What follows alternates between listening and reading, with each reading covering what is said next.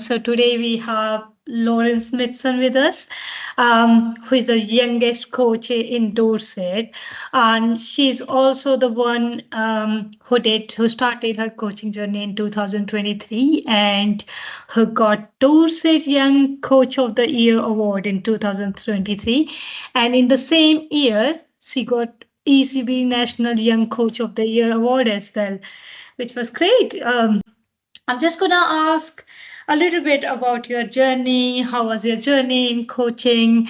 And what age were you when you started playing cricket? So I was 11. I was 11 years old when I started playing cricket, which seems like ages ago, which is a bit crazy. Yeah.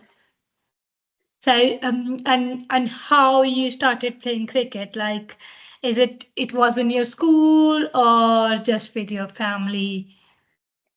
I can remember it really well. I played a lot of sports when I was a kid. I was one of them that's dipped into everything, and my dad just saw an ad on Facebook, like as every parent does. We just rocked up on one day at a training session, and that was it. That was 8 years ago, and I'm still at the same club. But Nice. yeah, my middle school, I think a year after I started playing, they started like a lunchtime club, and that was really cool because we sort of made our own little nets with like the big gymnastics foam blocks. It was so DIY, but I remember that was really fun, and I think we even did we actually played a match as well. I think at one point I remember that was quite cool as well. But yeah. That's great. What has been your greatest achievement on the field as far as a player? Got two, but I'll probably go with my more formal one.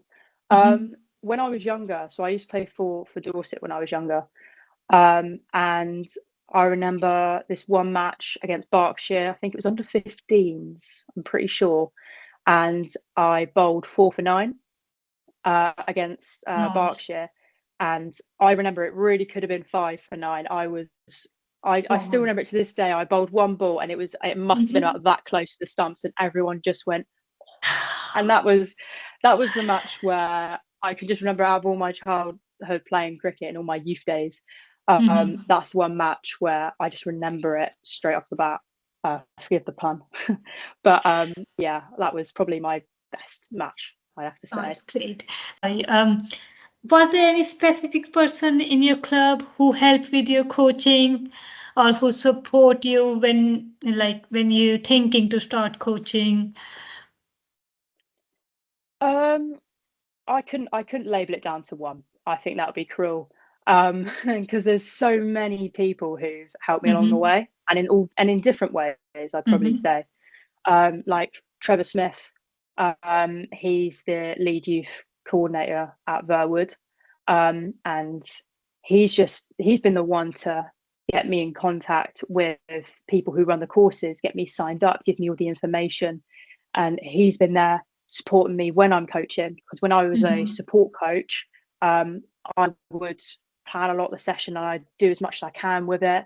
But obviously I couldn't do it by myself as a support coach, but he was there to help me.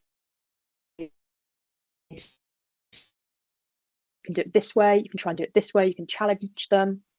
He's just been absolutely amazing with it. And I'm not going to forget to mention other people, with Oliver Arnold as well. He's been really helpful with helping me get more confident. I'd say I can be quite a nervous person in the fact that I don't believe in myself enough sometimes, or I'll doubt myself quite a lot. And he'll just tell me to my face, Lauren, you're fine, you've got it. And that's what I need. Exactly. And when going to committee meetings about subjects of on the subject of helping the girls and the women's section, he'll be like, Lauren, just say that, you've got it. And 100% that's helped me become like the coach I am today, as well as like my old coaches who sadly they don't coach anymore, but Simon, Jordan, Ali and Alex, they definitely deserve a mention, because I still think about how they coach and how that's helped me, and I want to give that on to the players that I coach as well. Nice, nice. And what is your favorite place to go to play or either watch cricket, or I can say either coach girls as well? Ooh. I probably have to say there's only one ground I could probably say for this, and it's Older Holt Cricket Club. Um, that's been I was that's probably my other best achievement I've ever had. And whenever I play at that ground, I always tell the captains, you've got to bowl me, because last year for the thirds against Charlton Down, this is another one I remember straight off the top of my head. I bowled 4.5 overs. One of them was a maiden. I gave away 5 runs and I got 3 wickets as well. Nice. And I just remember when I got that last wicket, everyone just went mental. I went mental. You've never seen like a 17-year-old celebrate like a 5-year-old in your life. And yeah, I just remember at the end of the year we had our presentation, and in that speech they mentioned that that specific score, 3 for 5, and I got bowler of the year for the thirds, and Nice. I just remember that really well. So when I was playing there this year, I was like, come on, you've got to bowl me. You have I to didn't do get the that. exact same score I wanted, but you know what? I just love that ground. It's a really special. Nice. If you could say one thing about your coaching journey, what would it be? I'd probably say it's really rewarding to be able to coach and see how many girls and women have now started playing cricket. I even dragged my mum's now playing, which is tough shout, but we've got so many new members now. We've got Nice. a ladies team, we've got a girls team. A lot of those girls are now in hardball as well, which is awesome. So we've got such a mix, and just to see the amount of numbers we've got compared to 8 years ago when it was just one. So yeah, I'm just really glad to kind of see how much like coaching has impacted the club and the women and girls section. Yeah. What did you started with your support coach or support coach, and did you did any other further coaching as well after support coach? Yeah, so I did my support coach, must have been around 2020 or maybe 2021.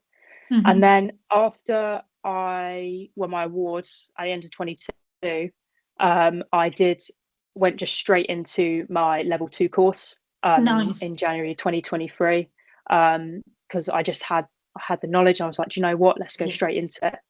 And yeah, so I just went from support straight to level 2. Level 2.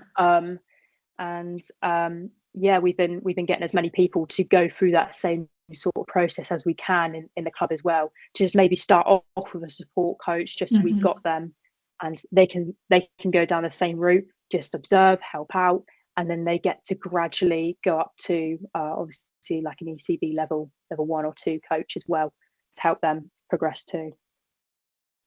Exactly. Is there anything else would you like to say to our women and girls, obviously to encourage them to take up cricket or start doing any official course like coaching or umpiring, etc.? Probably say just don't be phased. Like, it doesn't matter if you're the only girl. It doesn't matter if you're there in a group of lads or even men. You know, you've got to stand your ground. If you go to a team training session, you're part of the team. You deserve to be there as much as anybody else. So please don't be phased to think, oh, I'm the only girl here, I shouldn't be here. You absolutely should. And yeah, just be confident and just have faith in yourself. And yeah, just turn up and give it your all. That's probably what I'd say. Yeah, and we do really need more women and girls in our Dorset County. To hear that, hope many women and girls will definitely gonna inspire from your journey. And yeah, well, thank you so much, Laura, again to joining us today. And it was really nice to hear your great journey.